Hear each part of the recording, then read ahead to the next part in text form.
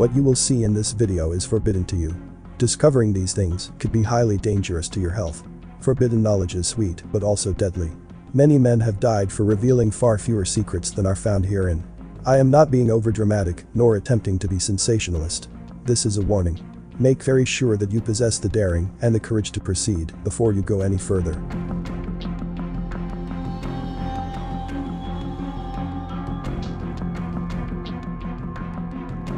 Humanity has been colonized by a satanic cult. This colonization of the mind is now explicit, as seen in the limitations on free speech and inquiry.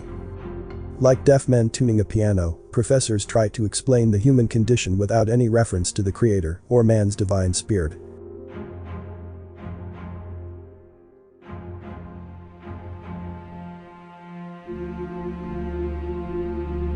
I did only send my son to university if he had no talent.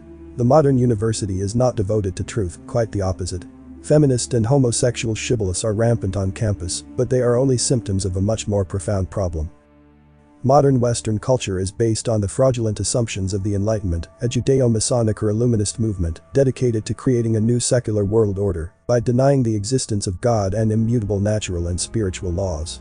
In practice, this means art students treat atheists as if they were gods. Pious professors are highly paid priests in this secular cult. Like deaf men tuning a piano, they try to explain the human condition without any reference to the Creator or man's divine spirit. They portray man as a forlorn animal in a mechanistic universe, engaged in a merciless struggle for survival, alienated from nature and his fellow man.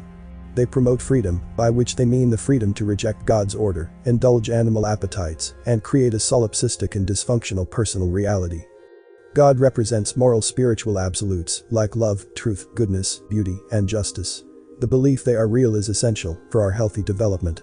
While our culture pays lip service to them, this is how fraud works. It is frankly devoted to their demise. Before I continue the video, please smash that like button for me. Thank you.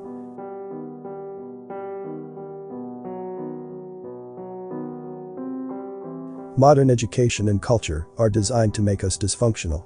The Protocols of the Elders of Zion confirms this. The Protocols is not an anti-Semitic diatribe. They say that because they don't want you to read it. It is the blueprint of the New World Order, which is now in place. Here are some relevant statements from Protocol 16. We must introduce into their education all those principles which have so brilliantly broken up their order. We shall turn them into unthinking submissive brutes, waiting for things to be presented before their eyes, in order to form an idea of them. We shall erase from the memory of men all facts of previous centuries which are undesirable to us. Protocol 2. Do not suppose for a moment that these statements are empty words. Think carefully of the successes we arranged for Darwinism, Marxism, Nietzscheism. It should be plain to see what a disintegrating importance these directives have had upon the minds of the Goyim. Let me remind you of a passage from a 1930s communist manual on brainwashing. In the United States, we have been able to alter the works of William James and others, and to place the tenets of Karl Marx, Pavlov, Lamarck, and the data of dialectic materialism into the textbooks of psychology, to such a degree that anyone thoroughly studying psychology becomes at once a candidate to accept the reasonableness of communism. As every chair of psychology in the United States is occupied by persons in our connection, the consistent employment of such texts is guaranteed. Educating broadly the educated strata of the populace into the tenets of communism is thus rendered relatively easy.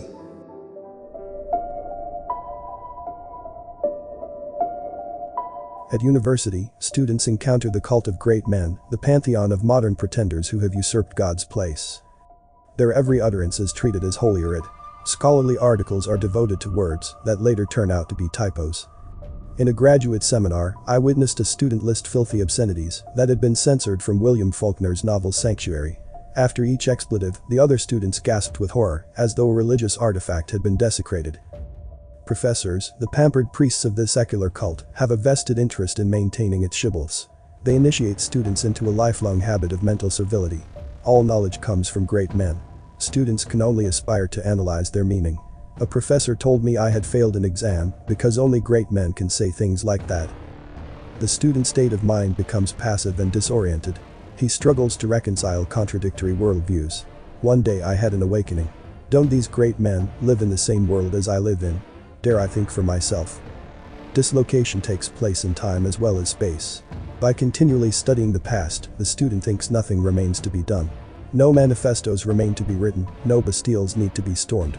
While the world cries out for leadership, the new generation is buried in musty manuscripts, writing footnotes to dead men.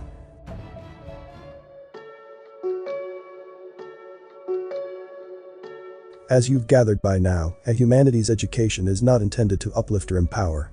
The world is owned and run by a secretive inbred banking cabal and its lackeys. Its goal, in the words of Cecil Rhodes, is to gradually absorb the wealth of the world. Naturally, it must obscure this plan. They want to make students their tools. Professors who don't play the game are fired. The Rockefellers regard human beings as domestic animals. This is implied in occasional paper number 1 of their General Education Fund. In our dreams, we have limitless resources, and the people yield themselves with perfect docility to our molding hands. The present educational conventions fade from our minds, and unhampered by traditions, we work our own goodwill upon a grateful and responsible rural folk. We shall not try to make these people, or any of their children, into philosophers or men of learning, or of science. We have not to raise up from them authors, poets or men of letters. We shall not search for embryo-grade artists, painters, musicians, nor lawyers, doctors, preachers, politicians, statesmen, of whom we have ample supply. The task we set before ourselves is very simple, as well as a very beautiful one, to train these people, as we find them, to a perfectly ideal life just where they are. If you haven't noticed, universities are not places of invigorating inquiry and debate. They are stagnant backwaters that reek of moral compromise and disillusionment. There are hundreds of them. We have never heard of comfortable sinecures and hotbeds for sports.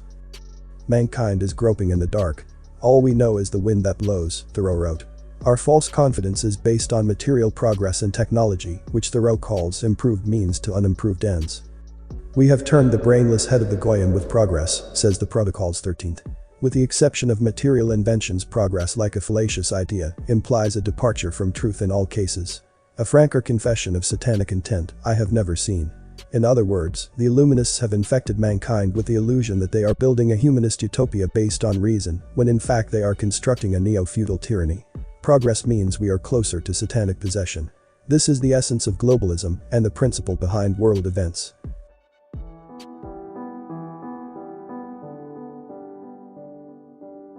God is a spirit, or state of consciousness, where ideals of justice, goodness, truth and love are self-evident. The Illuminists' first priority is to destroy the true religion and belief in God. They have to sever humanity from its metaphysical moorings in order to substitute a false reality conducive to their rule. Humanities education today is a placebo, a substitute for true education. It is indoctrination which qualifies you for employment. Students should eschew the humanities and social sciences. They should only take practical programs like sciences, engineering, computers, pharmacy, commerce, etc., which are not ideological and guarantee employment. The world will not be saved by acts of God, but acts of men representing God. Our duty is to take spiritual ideals seriously in our personal lives and bring them into the world. The cost of rejecting God is to become slaves of very bad men. Comment below with more topic ideas for me to discuss. As a lot of care and hard work goes into this, likes and subscribe, let me know I'm doing a good job. All is appreciated greatly. You may not agree with everything from the content I post. Apply critical thinking and use discernment to come to your own conclusions regarding the content. Thanks for watching this video.